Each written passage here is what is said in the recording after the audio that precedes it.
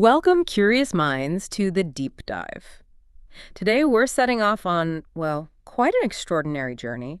It spans millennia, crosses continents, really taking us to the very roots of what we even call higher learning. It's a fascinating path to trace back. Absolutely.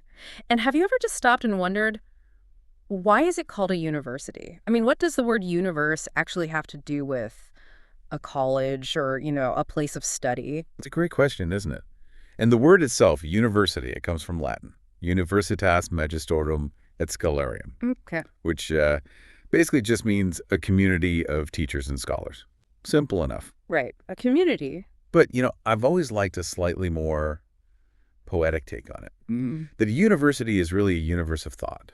I like that. A universe of thought. Yeah, like it's a place where minds are meant to expand, maybe like galaxies. And sometimes they collide, like stars, in really passionate debate. And hopefully, out of all that, new worlds of knowledge are born. That's a much richer image than what we usually think of. Because today, when you hear university, you probably picture, I don't know, big ivy-covered buildings. Right, or maybe degrees on a wall, or those intense academic rankings. Exactly. But hundreds, thousands of years ago, the whole idea was, well, simpler, but maybe even more powerful in a way. I think so. It was maybe just about a shared fire of curiosity, people gathering together, often really informally. So not always grand buildings, then? No, not necessarily. They were driven by this common hunger, to ask the big questions, to argue about ideas, to just dream of understanding the world a bit better. So these early places, they weren't always the formal campuses we see now, with strict schedules and entrance exams. Not at all. Before you had the lecture halls and the academic robes, these communities, they often met in pretty simple spaces. Like where? Maybe quiet groves of trees or inside ancient temples, monasteries, sometimes even just busy courtyards in a marketplace. Yeah. The main goal wasn't really just job training. It was bigger than that. Yeah, it was about trying to understand life itself, cultivating wisdom, exploring what the human mind could actually do.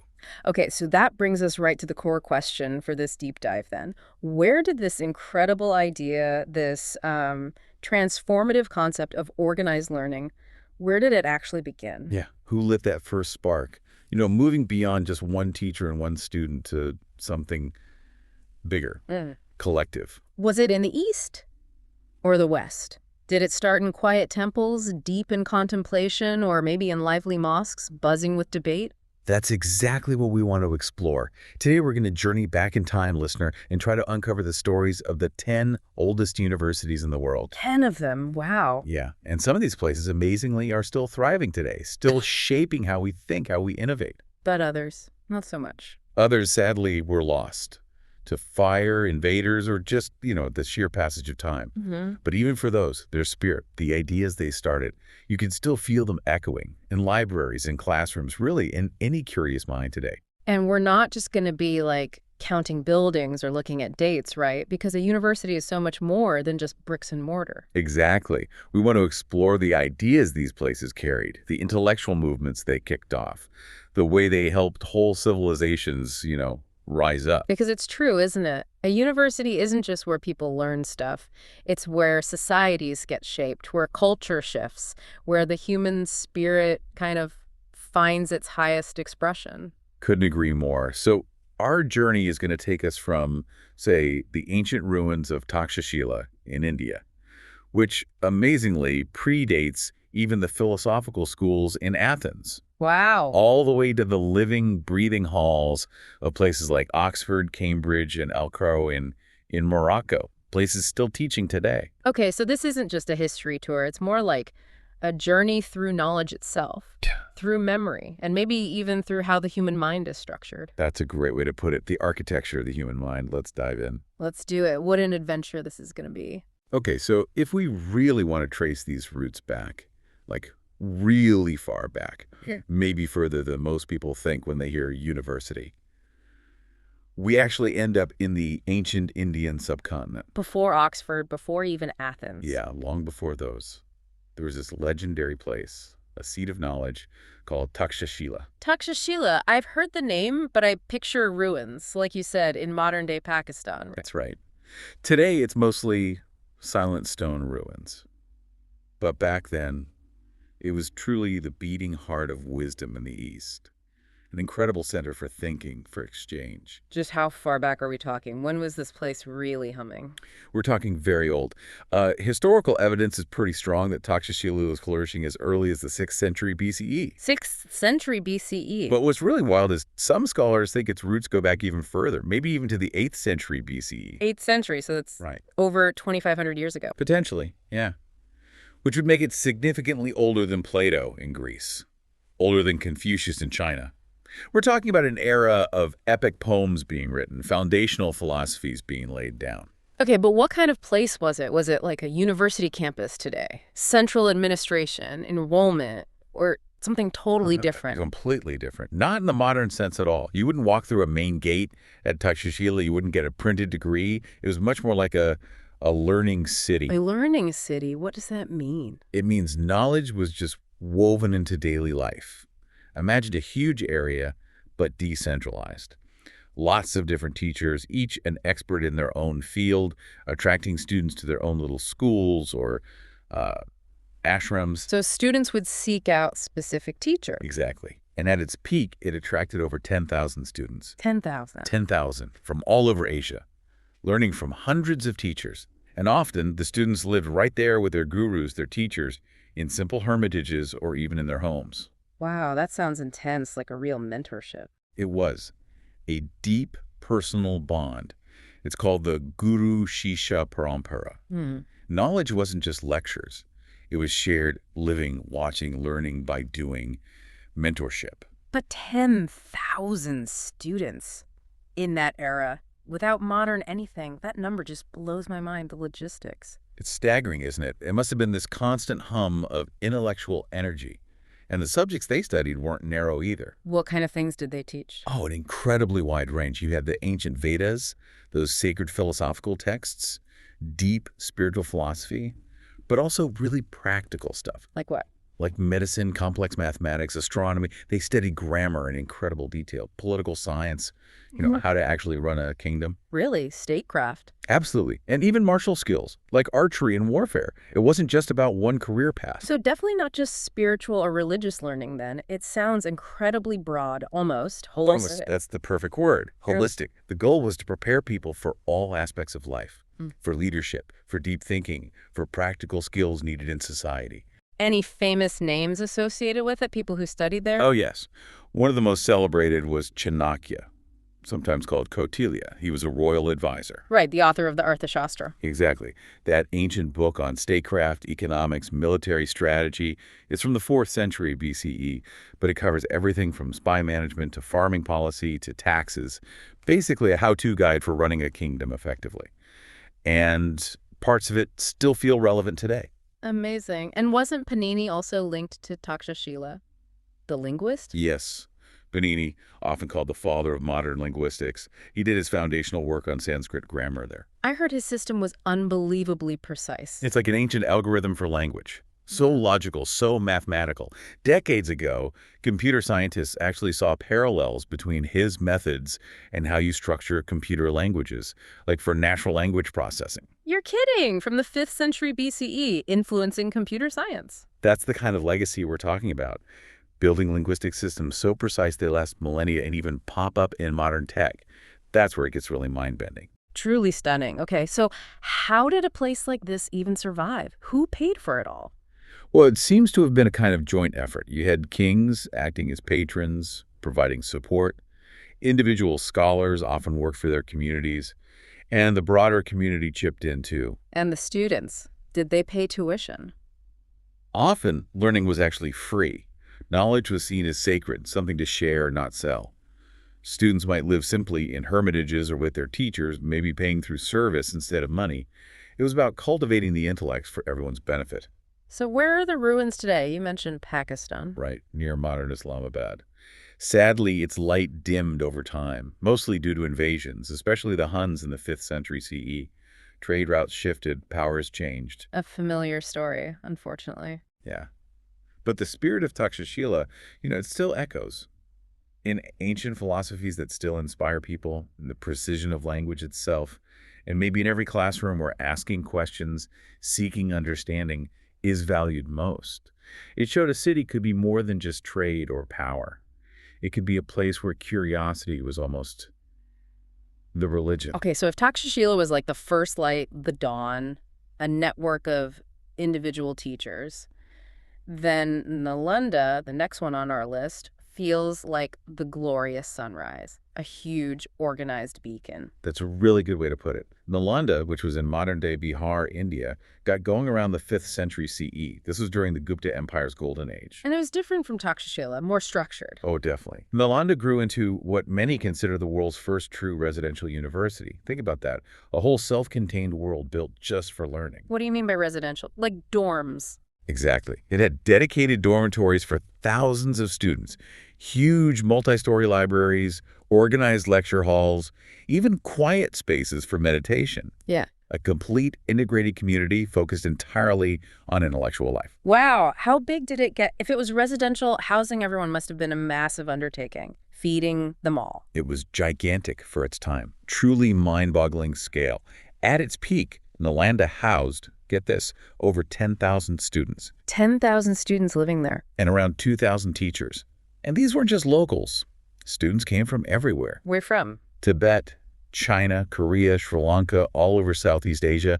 Imagine the journeys they took, walking for months, maybe years, crossing mountains. Just to study at Nalanda. Just for the chance to learn there, maybe carrying only a few belongings. That tells you something about its reputation as magnetic pull. It wasn't just regional, it was world famous. Absolutely speaks volumes. So what did they study? Was it mainly Buddhist learning?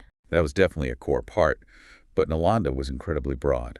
They excelled in logic, medicine, advanced grammar, mathematics. They did important work on zero and the decimal system, astronomy, metaphysics. So many fields. So science and philosophy alongside religion. Yes. It was a place where faith and reason weren't seen as enemies. They met, they intertwined, they enriched each other. And debate wasn't conflict. It was like a form of worship. Rigorous debate, sometimes lasting for days, was how they reached deeper truths together. I heard they even had entrance exams, like verbal debates at the gate. Apparently so. Scholars would literally wait at the entrance to challenge newcomers, testing their knowledge before they were even admitted. Talk about pressure. Wow. And didn't that famous Chinese monk Xuanzang write about Nalanda? His accounts are incredible. Xuanzang, yes. His travel journals are priceless. He lived and studied at Nalanda for years in the 7th century CE. What did he say about it? He called it the most magnificent monastery and university in the world. He described these towering buildings, the meticulous organization, and he famously wrote about its library. A 9-story library. 9 stories, full of books. One tower was called Ratnasagara, Ocean of Jewels. Gives you a sense of the vast knowledge held there. Thousands upon thousands of manuscripts, all painstakingly copied and preserved by hand. An ocean of jewels, thousands of manuscripts. It's heartbreaking then to think about what happened. Didn't it burn? It did. The library, it said that one part of it burned for months when Nalanda was destroyed. Months. Oh, it's not just losing books, is it? It's losing centuries of wisdom, silencing a whole civilization's thoughts. A loss for everyone, forever. It's a devastating thought. So, what happened? Tragically, around the 12th century, the university was attacked, brutally sacked, and largely burned down by invaders led by Bakhtiyar Khilji. The same person linked to Vikramshila's destruction later. The very same. Thousands of scholars were killed, centuries of accumulated knowledge gathered, debated, preserved, just gone, vanished in the flames. It was an incredibly dark moment for the history of thought. Irreparable loss of unique texts, insights we'll probably never recover. That genuinely hurts to think about. And yet, the spirit of Nalanda, that idea of holistic learning, nurturing minds, it didn't entirely die, did it? No, somehow it endured. You see, its legacy carried on in Tibetan monasteries. Scholars fled there, taking traditions with them. Its philosophy traveled to China, across Asia, and even today, there's a new Nalanda University being built, right near the ancient ruins, carrying the name and maybe carrying that same dream forward. It's incredible, a testament to the idea that knowledge, once sparked, is hard to put out completely. Exactly. Nalanda really reminds us that university isn't just about getting degrees. It's about, well, awakening yourself, growing as a person, and hopefully nurturing the world through better understanding and compassion. It wasn't just a place, it was a whole way of life, dedicated to excellence, both intellectual and spiritual.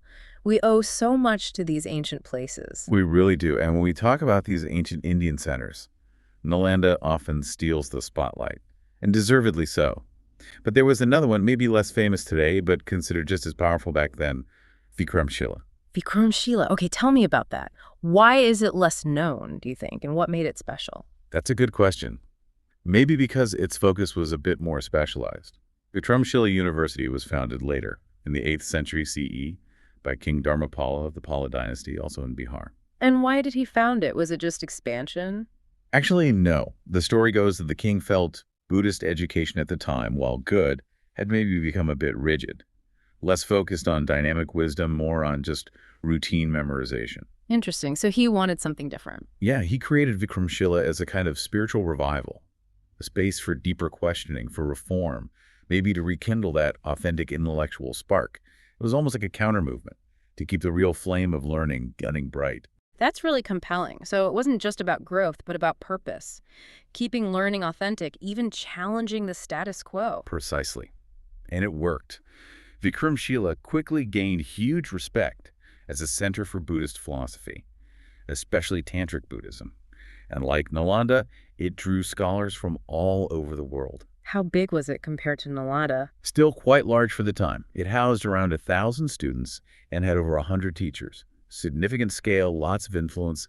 It had big stupas, monasteries, lecture halls, a major site. And I'm guessing, like the others, it wasn't just academic study in the modern sense, it was spiritual too. Oh, profoundly spiritual. It wasn't about just getting a degree or a job. Subjects like logic, grammar, metaphysics, they were all interwoven with meditation practice, integrating mind, body, spirit. Any famous scholars come from Vikramshila? Yes, one really stands out, Atisha Dipankara, a huge figure. He later went to Tibet and became incredibly influential, fundamentally shaping Buddhism there, a revered leader. He studied at Vikramshila first. For 12 years, mastering Buddhist thought before the king of Tibet invited him. So Vikramshila's influence literally crossed the Himalayas, changing Tibetan spirituality. That's an incredible reach, sending ideas across mountains, shaping cultures far away. It really is. Its monks went abroad as knowledge ambassadors, carrying texts, carrying ideas. Things were translated, especially into Tibetan. Its philosophy spread across Asia. And then, let me guess, the tragic end. Tragically, yes. Just like Nalanda, Vikramshila met a devastating fate. It was destroyed in the 12th century during those same invasions by Bakhtiyar Khilji. So he destroyed both Nalanda and Vikramshila. It seems so. The libraries, full of priceless wisdom, the walls, the vibrant life, all reduced to ruins. Those ruins are near Bhagalpur in Bihar today. Silent reminders of what was lost, the fragility of knowledge in turbulent times. It's just so painful how easily knowledge can be burned, lost, but again, the spirit, the curiosity, it finds a way to survive, doesn't it? It does. Like a seed waiting for the right conditions to bloom again. The ideas Vikramshila fostered, they persisted, carried by scholars who escaped, embedded in traditions they founded elsewhere. Okay, so we've walked through these evocative ruins in India. Now let's shift gears, head west, to a place where, incredibly, that flame of learning, it never actually went out. A living legacy. Wow. Still teaching, still inspiring. We're going to Fez, Morocco, right into the winding alleyways of the ancient Medina, where a university still breathes, still teaches, a continuous thread. You must be talking about Al-Qarawiyyin. Exactly. Al-Qarawiyyin, founded way back in 859 CE. 859. Yeah, it's over 1160 years ago, and it's recognized by both UNESCO and Guinness World Records as the oldest continuously operating degree-granting university in the entire world. Just let that sink in. Yeah. 859 CE. That's before Oxford was really established, before Bologna got going, even before the Holy Roman Empire was a major thing. It's truly ancient, a living piece of history. And here's the part I find just amazing, so inspiring. He's founded by a woman. Right. Fatima al-Fihri. Yes. A wealthy, visionary Muslim woman. She used her whole inheritance to build what started as a mosque, but also a center for learning for her community. She and her sister Miriam had come from Tunisia. That detail just completely flips the usual script about medieval education, doesn't it? Yeah. Which we often think of as entirely male-dominated. Totally. And it started as part of a mosque, a spiritual place. Yes, but it quickly grew way beyond that. It became a real hub for learning many different things. Not just Islamic law, but grammar, advanced math, medicine. Think about learning anatomy back then, astronomy, chemistry, philosophy, even music, both religious and secular knowledge together. So it wasn't restricted, despite starting in a mosque. It sounds like a real intellectual melting pot. Absolutely. And Al-Qarawiyyin became this vital place where knowledge from the ancient Greeks, the Persians, the Indians, it was all translated, carefully preserved, and then passed on. So it was key to that whole Islamic golden age. Critical. Yeah. Cities like Fez, Baghdad, Cordoba, they weren't just trade hubs. They were intellectual powerhouses. Imagine scholars translating a Greek medical text into Arabic, then maybe a Latin scholar translates that. It was like this relay race of knowledge across generations, and it literally helped fuel Europe's later rebirth, the Renaissance. Were there any really famous alumni, people whose names we might know? Oh, definitely. One huge figure is Averroes ibn Rushd, the great philosopher from Andalusia. Right, he reintroduced Aristotle to Europe. Pretty much. Huge influence on Western thought. And Maimonides, the famous Jewish physician and scholar, he's connected to its intellectual lineage, too. His medical and philosophical works were massive. Wow, Jews and Muslims studying in the same intellectual sphere. And even Christians. Gerbert of Aurillac, who later became Pope Sylvester II. He's thought to have brought Arabic numerals and scientific thinking to Europe after being exposed to places like Al-Qarawiyyin, advanced math, astronomy. So this place, started by one woman's vision, was literally a bridge, east to west, ancient to modern. It shows how learning crosses borders, faiths, languages. It really does. It's a powerful reminder that civilizations thrive when they share their light, not hoard it. And the most incredible part, It's still running today. still running, still granting degrees, still welcoming students through those ancient gates, an unbroken chain of knowledge for over a millennium. How did it survive when so many others vanished? It's quite something. While others fell to war, fire, or just faded away, Al-Qarawiyyin just quietly endured. Being tied closely to the mosque, to the community, maybe helped it adapt rather than break. It's like a symbol that knowledge, if its roots are deep enough in purpose, can weather almost anything history throws at it. So from one woman's dream in 859 to a living classroom today, Al-Qarawiyyin's story is about persistence, purpose, peace through knowledge. It really makes you think. Learning has no expiry date. Okay, now that we've lingered in the incredible living history of Al-Qarawiyyin, let's journey east again, to a city that's been a center of learning, power, and even revolution for millennia. A truly monumental place. We must be heading to Cairo, Egypt, home to Al-Azhar University, one of the most influential, enduring centers of Islamic learning anywhere in the world. The name itself, Al-Azhar, means the most flourishing, or the brilliant, right? A very fitting name for its legacy, yes. Al-Azhar was founded in 970 CE, so it's been operating for over 1,050 years. Also incredibly old. Right up there. Like Al-Qarawiyyin, it was initially set up by the Fatimid Caliphate as a mosque, named in honor of the Prophet Muhammad's daughter, Fatima al-Zahra. But very quickly it just blossomed into this world-famous university, pulling in scholars and students from huge distances. So what made Al-Azhar stand out? What gave it such immense authority in the intellectual world back then? I'd say its sheer reach and authority. It wasn't just a local school. For centuries, it effectively served as the intellectual compass for the entire Sunni Islamic world. The compass. How so? Well, scholars from across Africa, Asia, even parts of Europe, they flocked to Al-Azhar to study theology, logic, Islamic law, very detailed jurisprudence, rhetoric, philosophy, math, astronomy, grammar. The list goes on. Debates on really complex points of theology, ethics, science. They were central to its life. So again, not just religion, even with its roots as a mosque, a broad spectrum. Definitely not just religion. And Al-Azhar played a massive role in preserving and transmitting classical knowledge too. Greek, Roman, Persian, Indian texts. Its libraries were treasure troves. And these texts were then translated. Yes, many were later translated into Latin. And that knowledge transfer was absolutely critical in fueling the European Renaissance. It helped spark a whole new era of discovery in the West. It wasn't just holding on to old knowledge, it was translating it, debating it, keeping it alive and evolving. That's such a powerful connection. So you could argue that without Al-Azhar, modern science and philosophy in Europe might have looked very different. You could absolutely make that case. Its impact was undeniable. And it also profoundly shaped the Sunni Islamic world itself. Even today, Al-Azhar scholars are seen as major moral and theological authorities. Their opinions, their fatwas, guide millions of Muslims globally. With that kind of intellectual weight, I imagine it must have played a political role over the centuries, too. Oh, for sure. Al-Azhar has often been right at the crossroads of power and resistance. It challenged colonial rulers, it supported independence movements in the Arab world, and it also worked to counter religious extremism. It's been a voice of tradition, but also sometimes of brave reform, influencing society and politics for centuries.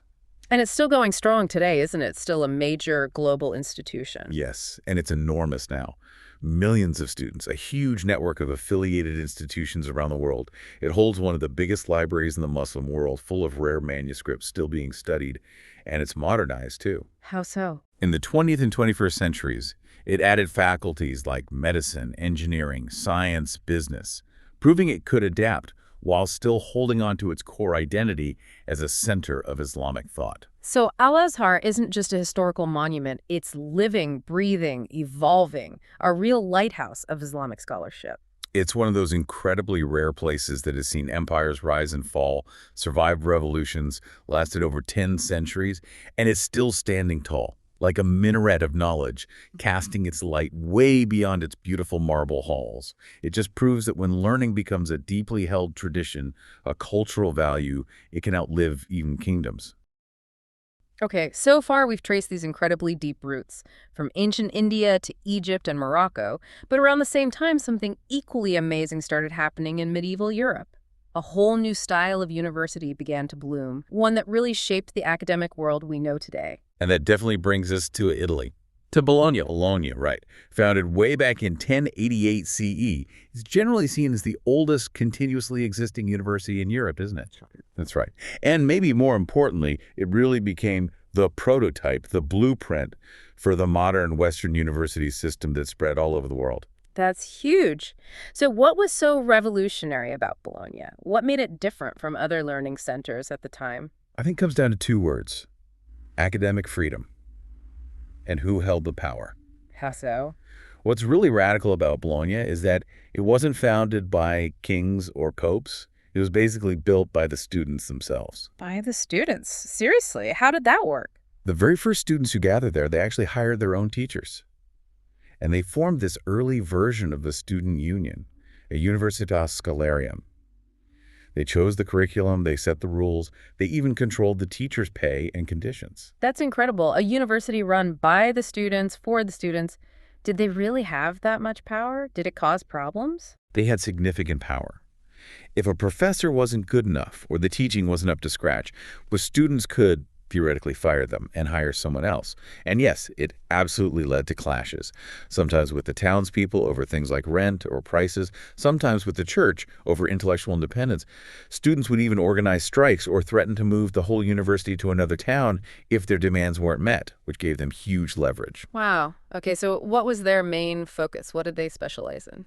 Law, specifically Roman law. There was this big rediscovery and reorganization of Roman legal texts happening around that time. So Bologna became the place to go for law. Absolutely. It became a magnet for anyone wanting to be a lawyer, a judge, a diplomat, an administrator, the future leaders of Europe. Its reputation in law was unmatched. People like Thomas Becket came from England to study there. It influenced legal systems all across the continent. So its impact went way beyond just academic circles. It directly shaped European society and how it was governed. Far beyond. It played a key role in shaping legal and political systems across Europe. Its graduates included future popes, top legal minds, philosophers, statesmen. Their influence lasted for centuries. The way they reasoned about law became foundational for many European legal traditions. And that phrase, alma mater studiorum, that's Bologna's motto, right? Yes, the nourishing mother of studies. Very fitting, given its impact. Bologna really introduced or formalized a lot of things we just take for granted now in universities, It's like what? like the structured degree system, bachelor's, master's, doctorate, a clear progression. It also pioneered organizing teaching into faculties, law, medicine, arts. And it really fostered this idea of an international community of scholars, mostly communicating in Latin back then, who could travel and teach across different countries. It really does sound like Bologna created the basic structure, the blueprint for the university as we know it. Not just what they learned, but how they organized themselves, how they asserted their independence. That seems key. That's a crucial point. Yeah. It absolutely did. And it wasn't just about getting an education. It was about shaping an identity. Being a student at Bologna in the Middle Ages meant you were part of this vibrant international intellectual movement. It emphasized self-governance, academic freedom. And today, is it still going? Oh, yes. Still a major, thriving university. Over 85,000 students. And it's still influential. It's deeply involved in the Bologna process, that initiative trying to standardize higher education across Europe, still setting benchmarks. It's amazing to think about that journey from ancient Indian gurukuls to these sophisticated law halls in Italy. Education travels, it transforms, it connects us across time and space. Those structures we have today have really deep roots. Okay, so from the bustling, student-run world of Bologna, let's head north, to those almost mythical towers of Oxford, a name that just resonates with prestige, doesn't it? It really does. Oxford, in England, the oldest university in the English-speaking world, right? How far back does it go? Well, there's evidence of organized teaching there as early as 1096 CE. 1096. So that's nearly 1,000 years of continuous learning. Incredible. Nearly a millennium. And its story is just so deeply woven into the story of England itself. So what was it like in the very beginning? How did it start? Pretty informally, actually. Like many of these ancient places, just groups of scholars gathering, maybe renting rooms, teaching theology, law, medicine. Scholars were coming over from Europe, but by the 12th century, it was already gaining a serious international reputation, drawing students from all over. Mostly young men back then, often quite poor, living simply, but really driven to learn, maybe find a better life. And wasn't there some kind of royal decree, something that really boosted its growth? Yes, a key moment around 1167. King Henry II was having a dispute with the King of France, and he banned English students from going to the University of Paris, which was huge at the time. So they all came back to England. Exactly. Scholars and students flocked to Oxford, and it pretty quickly became the main academic center in England. And that's when the famous colleges started to be established. Balliol, Merton, University College, each starting to develop its own traditions, its own identity, creating that unique collegiate system. Ah, the collegiate system. Oxford is famous for that. These sort of mini universities within the bigger university. How did that actually work? Precisely. Unlike a more centralized university, Oxford really embraced this model. Independent colleges, each like a self-contained community. Yeah. Its own teachers, rules, dining hall, chapel, its own character, but all part of the larger whole. Did that create rivalry or closer learning? Probably both. It definitely fostered a strong sense of belonging, community, maybe some healthy rivalry, and allowed for closer relationships between tutors and students than you might get in a massive lecture hall. Students lived, ate, studied within their college. A very immersive experience. And the list of people who went there, it's just staggering. Scientists, writers, world leaders. It's not just a list. It's like a whole galaxy of influential figures. Oxford has produced something like 28 British prime ministers, over 70 Nobel Prize winners. 70 Nobelists. Yeah. Think Stephen Hawking revolutionizing cosmology, J.R.R. Tolkien creating entire worlds like Middle-earth, Indira Gandhi, Bill Clinton. These minds were shaped within those ancient walls. Curiosity meeting centuries of rigorous thought. But, and this feels important to say, Oxford also has a history of being quite exclusive, doesn't it? That prestige came with barriers. That's a really crucial point for all these ancient institutions. For centuries, Oxford was undeniably exclusive, mostly for men, mostly upper class, very closely tied to the Church of England. Women weren't even admitted as full members until 1920. 1920, that late. And even then, it was an uphill battle for true equality. And today, there are still really important debates happening there about race, about its colonial past, about access for students from all backgrounds. It shows that even these grand old institutions are constantly being challenged, hopefully evolving, even if sometimes slowly. They're making efforts, Outreach programs, scholarships, trying to diversify. Still, despite those criticisms and challenges, Oxford remains this global icon, right? A symbol of academic excellence, but also maybe a place trying to adapt. Absolutely. And beyond the prestige, Oxford reminds us that learning is this long game across centuries. Its libraries, like the incredible Bodleian, they're not just buildings with books, they feel like cathedrals of human thought, holding centuries of ideas, texts from everywhere. So whether you admire it or critique its past, Oxford is undeniably a pillar of global education, still shaping minds. Okay, let's move from Oxford's ancient spires now, maybe cuss the channel, to the heart of Europe. If you're wondering where the idea of a university in its really structured modern form started to crystallize, you have to look at the University of Paris. Often just called the Sorbonne today, right? That name carries such weight. It emerged around 1150 CE, growing out of cathedral schools, and by the 13th century it was arguably the most influential intellectual center in medieval Europe. Yeah. More than just a school, it was this powerhouse of theology, philosophy, law, really shaping how the continent thought. And it was closely tied to the church, coming from a cathedral school. Very closely. It grew directly out of the school at Notre Dame Cathedral. The church was central to its founding, its early life. The first teachers were clerics, the students mostly monks and priests aiming for church careers.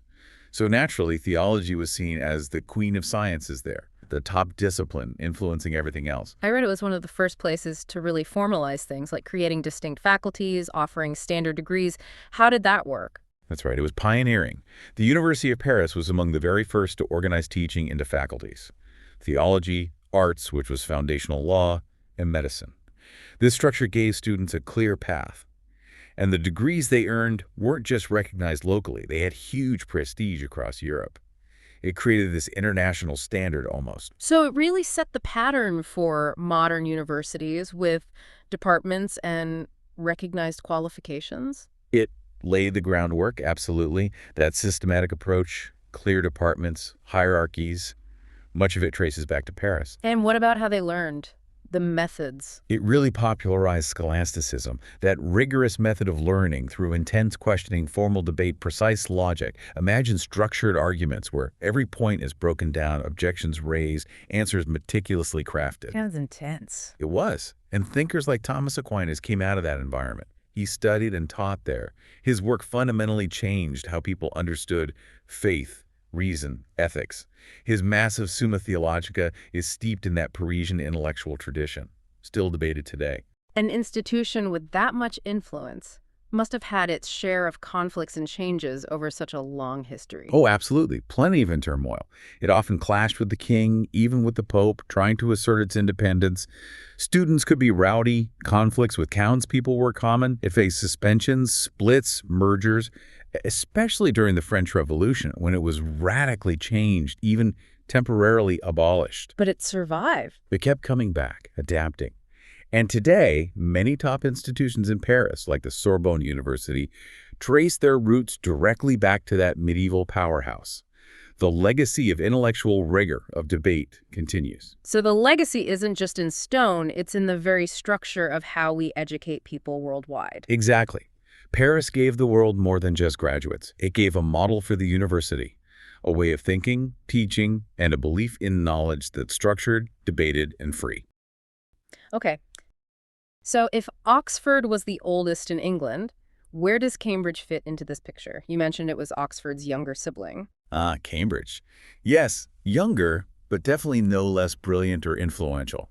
It was founded in 1209, and the story of its founding is actually pretty dramatic. It involves a feud with Oxford. Really? A feud led to Cambridge? Tell me more. It's a classic tale of academic exile. Back in 1209, things got really tense in Oxford between the university scholars and the townspeople. Some accounts say a student was wrongly hanged by the locals, and chaos erupted. Wow. So what did the scholars do? Instead of just giving up, a group of them fled Oxford. They headed northeast and settled in a quieter market town called Cambridge. And just like that, out of this conflict, this academic refugee situation, the University of Cambridge was born. Amazing beginnings for what became one of the world's top universities. Incredible. And it followed Oxford's lead with the collegiate model, right? Establishing colleges. It did.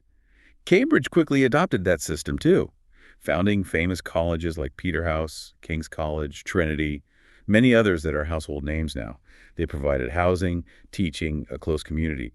But what really set Cambridge apart, what defined its unique legacy, was its absolutely central role in the scientific revolution. Ah, right. This is where we get figures like Isaac Newton. The one and only. Newton, just a monumental intellect. He studied and later taught at Trinity College, Cambridge. His work on gravity, explaining why apples fall and planets orbit on optics, breaking down light, his invention of calculus, it literally built the foundations of modern physics, changed how we see the entire universe. His masterpiece, Principia Mathematica, came out of his time there. So Cambridge became this incredible hotbed of scientific discovery, a place where world-changing ideas were actively nurtured. Absolutely. And it wasn't just Newton. Think Charles Darwin, his theory of evolution, developed after his studies at Christ's College. Alan Turing at King's College, the father of computer science, cracking the Enigma code in WWII. Stephen Hawking at Gonville and Caius, exploring black holes and the universe's origins. It's a place where profound curiosity meets this incredible legacy and just keeps pushing the boundaries of what we know. And its impact wasn't just science, right? Literature, philosophy, politics too. Definitely. Writers like E.M. Forster, philosophers like Bertrand Russell, and over 100 Nobel laureates across all sorts of fields have walked through those Cambridge courts and libraries. There's a certain image of Cambridge too, maybe quieter than Oxford, punting on the river. It does have that aura, doesn't it? The kind of quiet rigor, those beautiful old bridges over the River Cam, the punting, the ancient libraries full of manuscripts. Feels like a place where time slows down a bit, where big ideas have space to breathe and grow. It encourages contemplation. But like Oxford, it's also facing modern challenges. Questions about diversity, access, relevance. Yes, exactly the same questions. How does such a traditional institution stay relevant? How does it ensure it's open to everyone? It's grappling with its history, trying to open its doors wider, questioning its own legacy, which is healthy. So Cambridge shows us that even the greatest institutions aren't just frozen relics. They have to grow, question themselves, keep asking, what's next? What else can we discover? That continuous conversation with the future, isn't it? Constantly evolving. Right. Okay, for our last stop on this incredible journey, let's head south to Spain, to a city where the buildings glow golden in the sun and where a spirit of intense inquiry and maybe even moral courage has thrived for centuries. Salamanca. The University of Salamanca, Yeah. yes, founded way back in 1134 CE and officially recognized by the Pope in 1218. That makes it the oldest university in the entire Spanish-speaking world. And it wasn't just a place for academics. It sounds like it had a real connection to the world around it. Very much so. It was this intellectual crucible where language, law, astronomy, ethics, they all came together. And what's really fascinating is how its thinking directly engaged with and even challenged the conscience of the vast Spanish Empire, especially during the Age of Exploration. Who studied there? What kind of people were drawn to Salamanca? A really diverse mix for the time. You had clergy studying theology, future lawyers, diplomats, administrators, but also explorers, people involved in the voyages to the Americas. And crucially, the university became this center for debating the incredibly complex ethical questions raised by colonization. Ethical debates about colonization back then. Who was leading that? A professor named Francisco de Vitoria, a truly remarkable figure, a theologian and legal scholar. He used his position at Salamanca to lay some of the earliest foundations for international law by asking questions that were incredibly radical for his time. Like what? Questions like, do the native peoples of the Americas have inherent rights? Can conquest ever be morally justified? Is there a limit to imperial power? Wow. He was asking those questions in the heart of the empire, funding the conquests. That took courage. Immense courage. This was a time when very few people dared to challenge the official policies. Vittoria argued, based on natural law, that indigenous peoples were the true owners of their lands, fundamentally questioning the legal basis for taking them. Salamanca became known not just for scholarship, but for this profound moral courage. It birthed the School of Salamanca, influencing ideas about economics, justice, just war theory. So it wasn't just reflecting imperial power, it was holding it to account, using knowledge to ask tough ethical questions. Exactly. It also played a big role in Spanish humanism. in standardizing the Spanish language and deeply influenced Catholic intellectual traditions. And the building itself, that main facade is stunning, isn't it? The Plateresque style. And the frog. Oh, the facade is breathtaking. So intricate. And yes, the famous little frog carved onto a skull. It's a centuries-old tradition for students to try and spot it for good luck before exams. A lovely bit of folklore. It's charming. But beyond the beautiful stone and the lucky frog, what's the real enduring legacy of Salamanca? I think it's the powerful idea that education can be a force for moral good. It can be critical, it can be brave, it can be deeply humane. It reminds us that knowledge comes with ethical responsibility. So while empires were expanding and drawing lines on maps, Salamanca was trying to draw a moral line in the sand for the world's conscience. That's a truly inspiring thought to end on for our tour. Precisely. Its legacy isn't just for Spain. It's a reminder for all of us about the ethical duty that comes with seeking knowledge. What an incredible journey we've been on, listener. Across centuries, across continents, from those dusty, silent ruins of Takshashila, where asking questions felt like a form of worship, To the tragic, burning libraries of Nalanda, where wisdom turned to ash, but somehow its spirit found a way to endure. to the cloisters of Al-Azhar and Al-Qarawiyyin, those twin lighthouses of knowledge in North Africa still shining their light today. We saw Bologna, where students bravely decided to build their own university. And Oxford and Cambridge, those pillars of the English-speaking world, where giants of thought reshaped how we see the universe. Every single place we visited, it was so much more than just a campus, wasn't it? It felt like a civilizational heartbeat, a place where the human mind really pushed its limits. Absolutely. And it makes you think, what is a university really? It's not just bricks and books. It feels more like a sacred space, Sacred how? a sanctuary maybe, where asking the hard questions is valued more than having easy answers. Where knowledge meets humility, the more you learn, the more you realize you don't know.